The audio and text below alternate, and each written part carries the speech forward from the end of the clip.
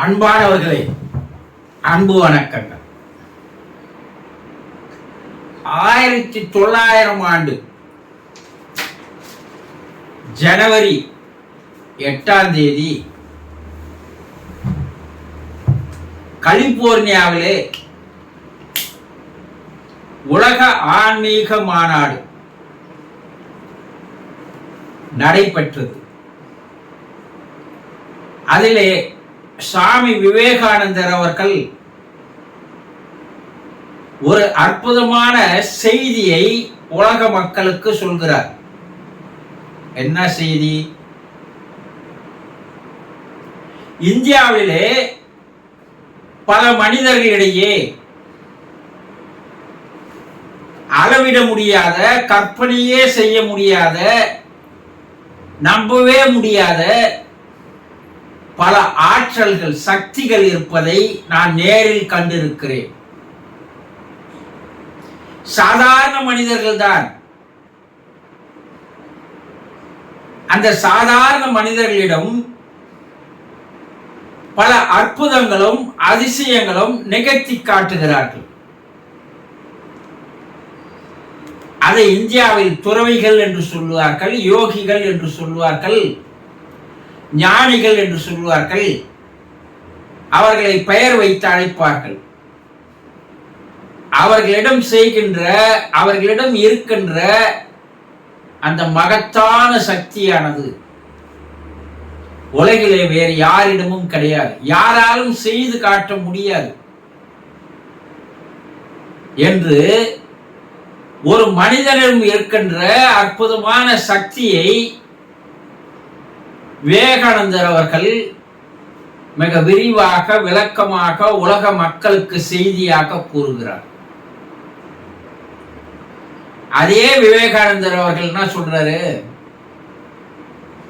மனித மனத்தில் இருக்கின்ற அந்த சக்தியை, அந்த ஆற்றலை ஒரு சேர ஒன்று குவித்து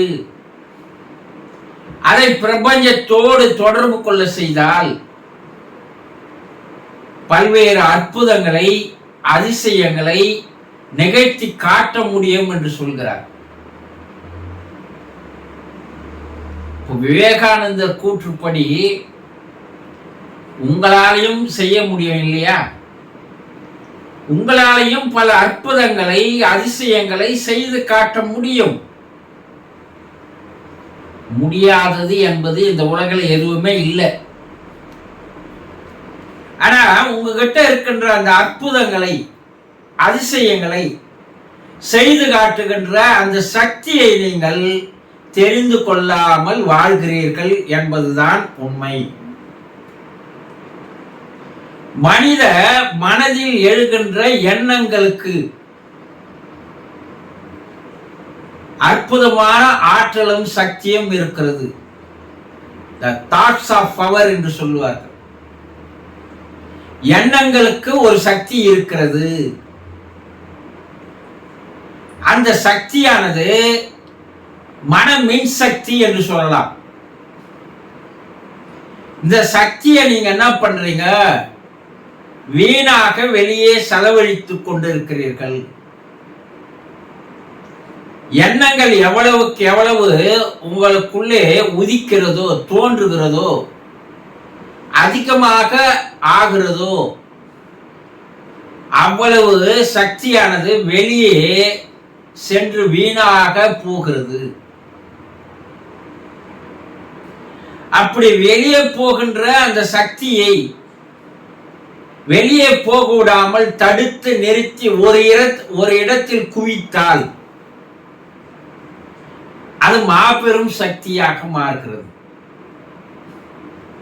அந்த மாபெரும் சக்தியை கொண்டு பல அற்புதங்களை, பல அதிசயங்களை நிகழ்த்தி காட்ட முடியும்.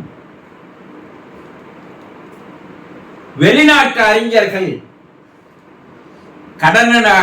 கனடா நாட்டினுடைய ஒரு மாபெரும் அறிவியல் அறிஞர், மேதை,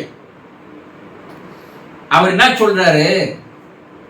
ஒவ்வொரு மனிதனுடைய மனதின் கீழே ஒரு மின்சார அலை வைப்ரேஷன் இருந்து கொண்டிருக்கிறது. அந்த வைப்ரேஷனை சரியான முறையில் பயன்படுத்தி ஒரு இடத்தில் குவிக்கும் போது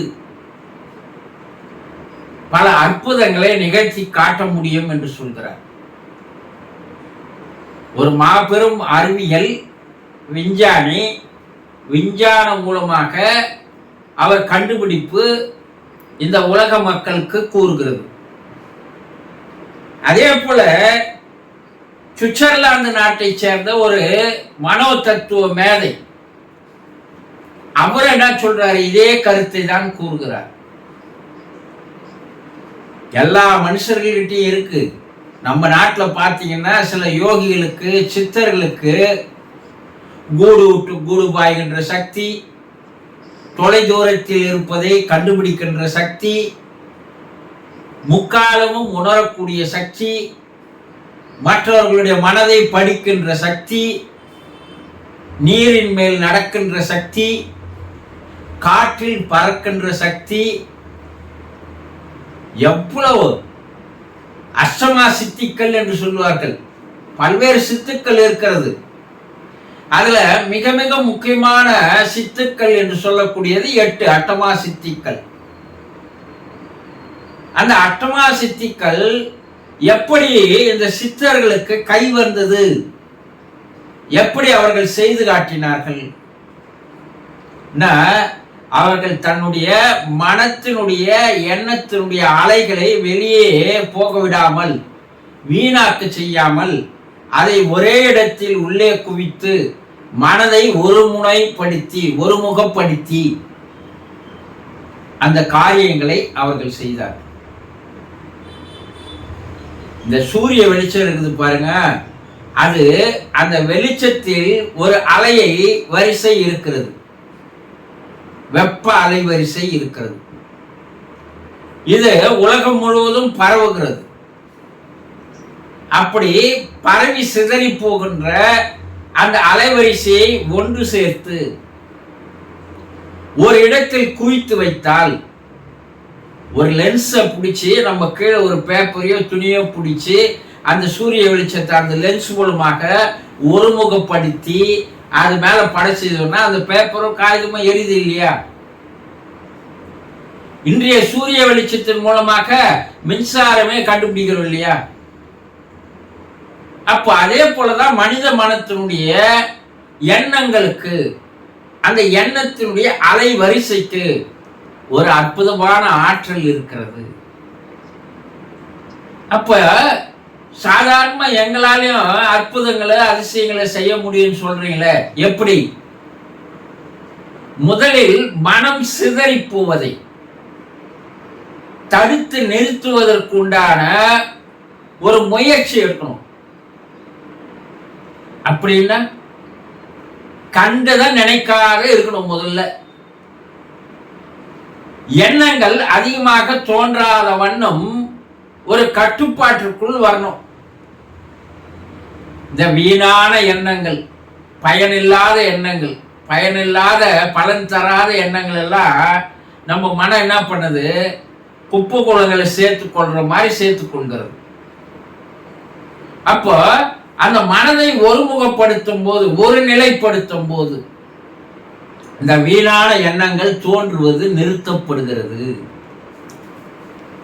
அப்போ மனதை ஒருமுகப்படுத்தினால், ஒரு நிலைப்படுத்தினால், ஒன்றின் மீதேயே கவனம் வைத்து செயல்பட்டால் இந்த மனச்சிதறல் ஏற்படாது.